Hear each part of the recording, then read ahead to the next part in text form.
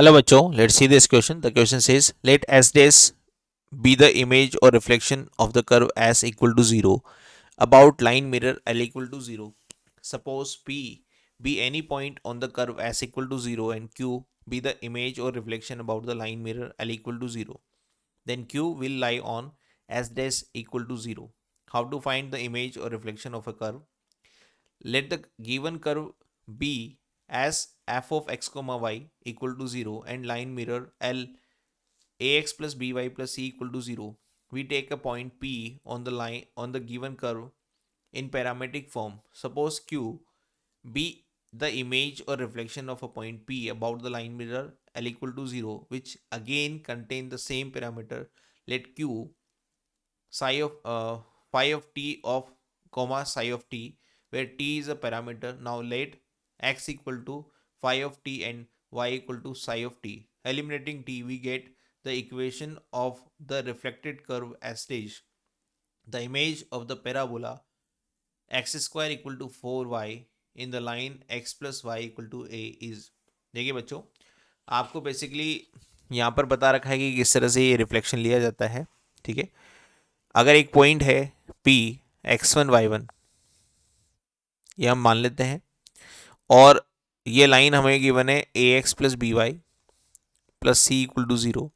तो इस पॉइंट का अगर मैं रिफ्लेक्शन लूँगा तो वो कहाँ आएगा, क्यू पर आ जाएगा. ऐसे मैं बहुत सारे point s equal to 0 curve पे लूँगा तो सभी का रिफ्लेक्शन इस लाइन के अबाउट आ जाएगा इस curve s dash equal to 0 पर, जिससे ऊपर वाले कर्व का इमेज अगर लिया जाए तो ये कुछ इस तरह से बन जाता है. ठीक है, तो इमेज निकालने के लिए हम कौन सा फंडा यूज़ करेंगे? ये m1 मान लेते हैं, ये m2 मान लेते हैं. ये वाला m1 है और ये वाला m2 है स्लोप, और इनके बीच का एंगल क्या है, 90 डिग्री. तो मैं यूज़ कर सकता हूँ m1 m2 इक्वल टू -1. ठीक है, जिससे मुझे ये वाला पॉइंट मिल जाएगा, ये वाला. इसके ऊपर आपको कोई पॉइंट एज्यूम करना है. यहाँ पर अगर x की वैल्यू आप अल्फा रखेंगे, x की वैल्यू अल्फा रखेंगे, तो y की वैल्यू आ जाएगी आपके पास c minus a alpha divided by b.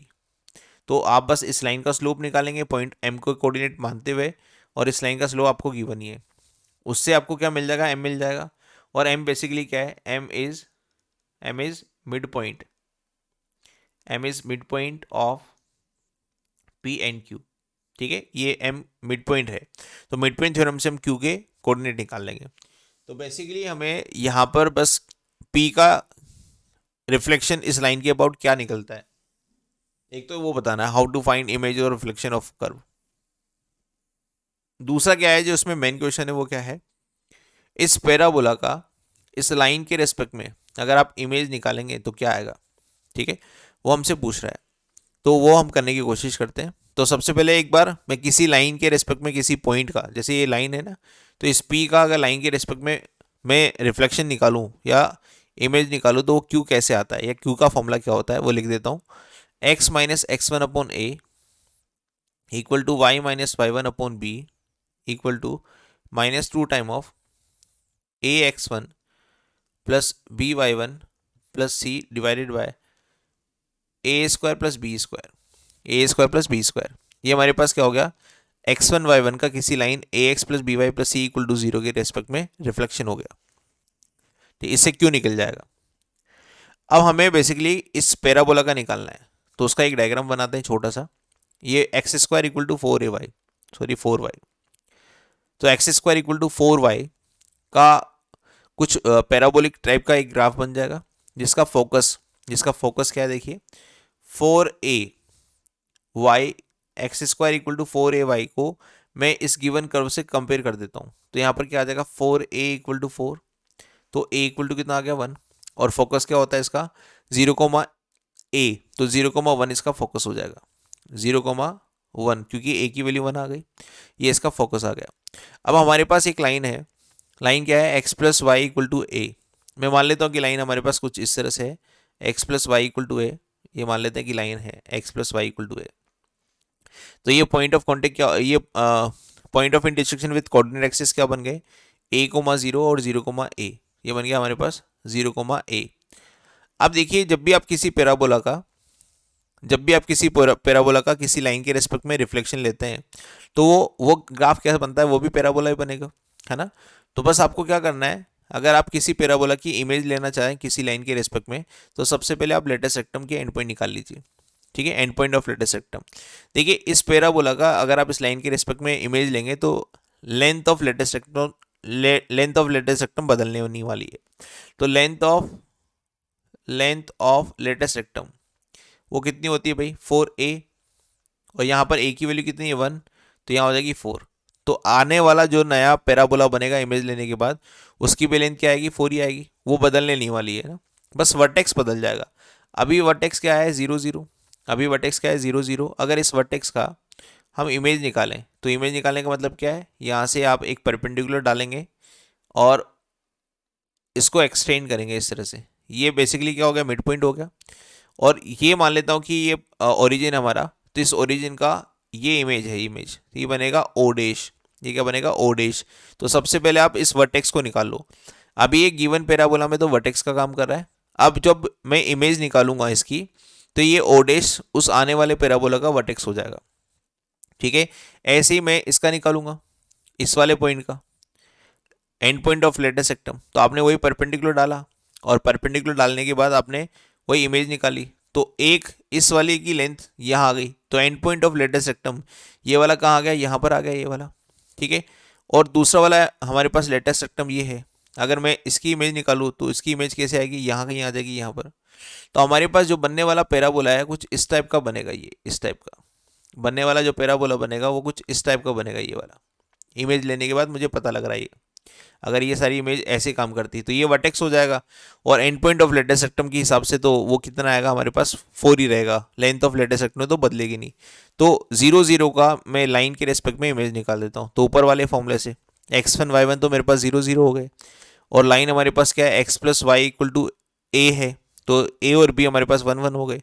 तो x minus 0 upon 1, y minus 0 upon 1 equal to -2 time of, मैं किस पॉइंट को रखूंगा, 0 को लाइन में रख दूंगा। तो 0 plus 0 minus A divided by 2, इस तरह से। 2 से तो 2 कैंसिल हो गया, और माइनस को माइनस ए से मल्टीप्लाई करेंगे तो हमारे पास आ गया ए। तो बेसिकली यहाँ आ गया ए, तो x इक्वल टू आ गया ए, और दूसरा क्या आ गया, y minus 0 upon 1 equal to आ गया ए। तो y इक्वल टू भी कितना आ गया, ए आ गया। मतलब इस 0 0 का इस लाइन के रिस्पेक्ट में अगर मैं इमेज लूँ तो वो आएगा पॉइंट ए कोमा ए। मतलब उस नए वाले पैराबोला का ये वर्टेक्स बन गया, वर्टेक्स। ठीक है, और इसका जो मुंह है ना इधर की तरफ ओपन है, और इसकी जो एक्सिस रहेगी वो क्या रहेगी, हमें एक्स एक्सिस के पैरेलल रहेगी। ठीक है, तो वर्टेक्स अगर मुझे मिल जाता है किसी कर्व का, तो उसका इक्वेशन मैं कैसे लिख सकता हूँ, ये सब कुछ देखकर मैं इसका इक्वेशन लिख रहा हूँ ना। एक्स एक्सिस के पैरेलल तो इसकी एक्सिस रहेगी। ठीक है, तो एक्सिस अगर एक्स एक्सिस के पैरेलल रहेगी तो मैं कैसे लिखूंगा, देखिए अगर मेरे पास x square equal to 4ay है, x square equal to 4ay है, तो एक्स स्क्वायर को 0 करने पर आपको रिजल्ट मिलता है x equal to 0। X equal to 0 किसको रिप्रेजेंट करता है, वाई एक्सिस को रिप्रेजेंट करता है। तो वाई एक्सिस बेसिकली क्या है, इस कर्व की क्या है, एक्सिस है। ये कर्व की बेसिकली एक्सिस है।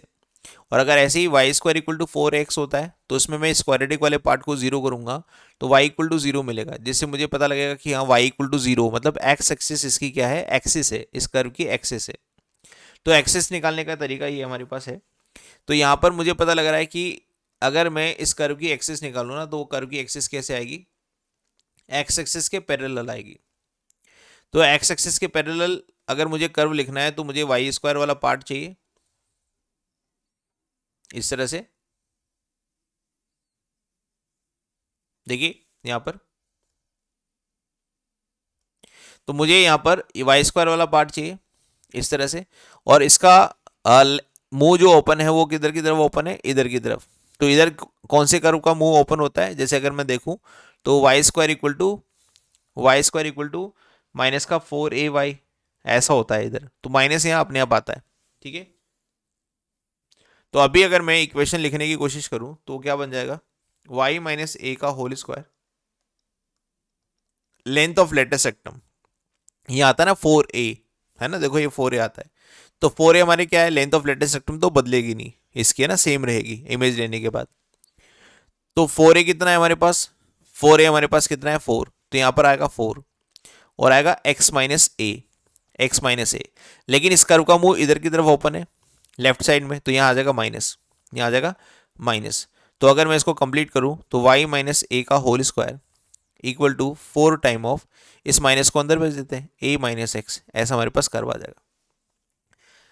अगर इसको जीरो कर दे, इसको जीरो कर दे तो y equal to a, y equal to एक ऐसी लाइन है जो एक्स एक्सिस के पैरेलल होती है, पैरेलल टू एक्स एक्सिस, ऐसा होता है। ठीक है, तो पैरेलल टू एक्स एक्सिस है और हमें एक्सिस भी यही चाहिए, यही तो कर्व की एक्सिस है, और इसका इक्वेशन क्या है, y इक्वल टू है। डेट मीन्स हमारा इस पैराबोला का जो फाइनल इमेज बनेगा वो क्या बनेगा, y माइनस ए का whole square equal to 4 time of a minus x, that is B option. तो इस क्वेश्चन का आंसर फाइनल होगा B. Hope you understand this, best of luck.